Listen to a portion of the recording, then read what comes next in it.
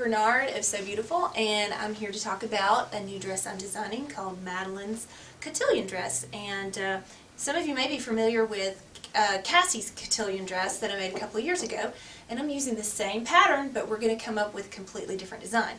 Now that we have our fancy camera, we can share more in-depth detail with you on our website as I go through making this dress, because I remember when I did Cassie's dress, it was really hard to write about the instructions, the details, and how to make that dress in the magazine. And we only usually have about 4 to 5 pages we can share with you, and that's just not enough when it comes to a really, really detailed, advanced dress. Okay, first I'm going to tell, this is the design that we're starting with. It was designed by Angela Atherton, our staff designer. This is the dress that she wants for Madelyn's Cotillion. And as you can see, the lines are exactly the same as the Morgan and Mary dress that from the So Beautiful collection. This dress is the base dress that I'm starting with. And what I've done so far is the muslin, just some cheap cotton. I've taken Madelyn's measurements and I've sewn up the dress, and as you can see here I've made notes. It was a little too low, so we're going to raise this up a little bit. I needed to take up some on the shoulders. I needed to fix a big gap right here and shift this down and take this up in the darts. So I've done that. I've made those corrections and I've made the bodice. So let me get this bodice lined up for you so you can see kind of where we stand, and I'll talk to you about the steps that I did up to this point. And hopefully by the time I finish this we'll have a series of clips, of video clips, so you can see the progress on this dress and how it's put together.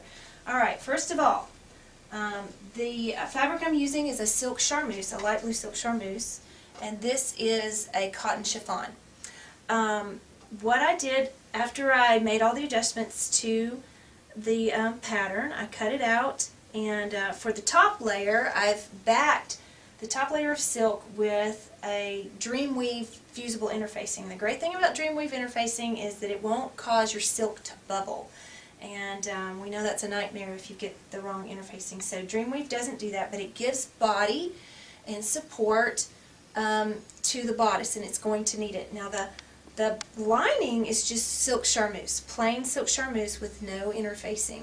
So that's going to act as the liner, and it's a soft, silky liner that'll be comfortable and match. Okay, what I had to do is work out, since this does not go into the arm's eye, it actually lays on top of the bodice.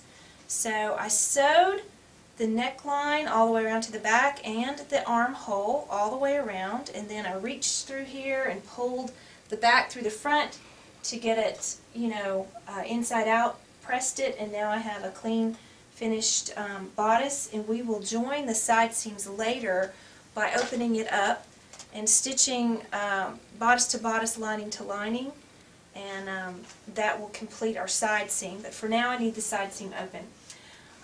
For this part, for this chiffon wing, the pattern, I gathered a piece. This is actually what the pattern looks like. This is the center, and the piece will go, you know, it'll be a pretty long piece that goes to both sides. You'll fold it here and stitch it here, and you'll line this up with the shoulder seam and gather all of this into this curve. To get this curve, I simply measured from the inside edge. I found about within 1/8 of an inch of the outside edge. It was about 1 1/4 inches, and I measured 1 1/4 inches from the inside edge all the way to get this line. And I stopped it at a place that I just thought was pleasing to the eye. You can stop it anywhere you want to. This ends at 6.5 inches from the shoulder seam.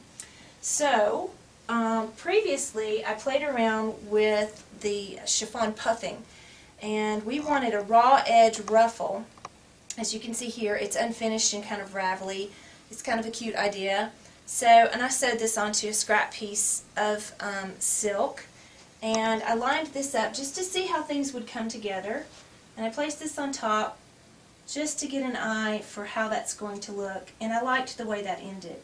Now this ruffle is going to just, I'm going to sew that with monofilament thread so that the stitching doesn't show, and then I'm going to finish this edge with a row of ribbon.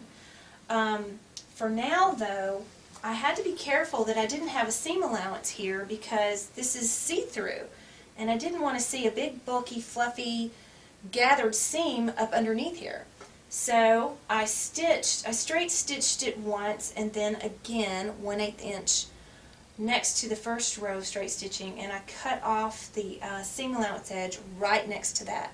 A good tip is to use tiger tape or some kind of a loose type of tape. You could probably use a painter's tape and tape down your seam allowance, because all that fluttery edge can get in your way and get caught under your foot. And I taped that out of the way so I could get a clean stitching line across here, and it really helped a lot. So you may want to try that. That's about all I've got done for now, and we're going to return later. I'm going to show you what we're going to do with this waistband. We're going to talk about the overlay because I've got to do some machine embroidery on that, and we're also going to talk about getting this puffing done and shaped and stitched on. So for now, that's where we stand with Madelyn's Cotillion dress, and I'll see you in the next stage.